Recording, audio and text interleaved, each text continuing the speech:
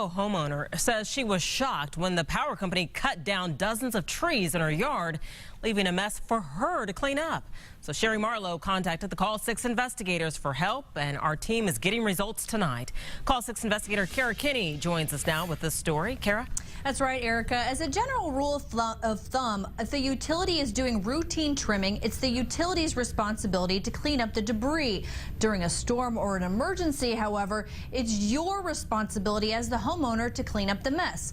But Sherry Marlowe's situation doesn't quite fall into either one of those categories, leaving some confusion and a big old mess. This is Sherry Marlowe's Kokomo property before the cutting. Dozens of trees, many touching the power line.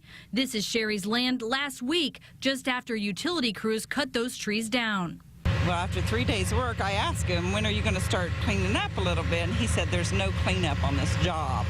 And when I looked out the door, I was a little overwhelmed to say, oh my God, somebody has to help me clean it up.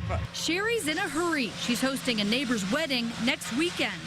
And also my daughter's graduating. We're having her open house next weekend. Sherry says Duke Energy and its contractor would not clean up the mess. That is until she contacted the Call 6 investigators. Today, crews are out cleaning up debris left from 24 trees. And thanks to Channel 6 News, they're out here cleaning up my trees. Sherry also filed a complaint with the Indiana Utility Regulatory Commission, and she's not alone. IURC's received 132 complaints about tree trimming since 2012.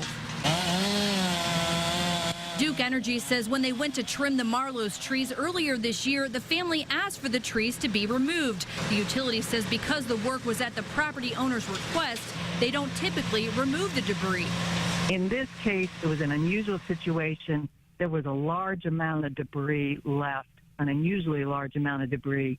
So we have just gone back and removed it for the customer. Sherry says she had no problem with crews removing the trees. We have a lot of power outages in this area.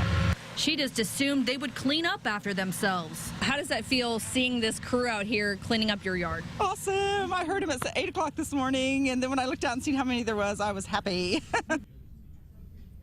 And Duke Energy says their original work at the Marlowe property was called Make It Safe work, where they clear just enough vegetation off the trees near the power lines so that the property owner can then safely remove the trees. So just know if you have that kind of work done at your home, you are likely responsible for the cleanup, as is the case during an emergency.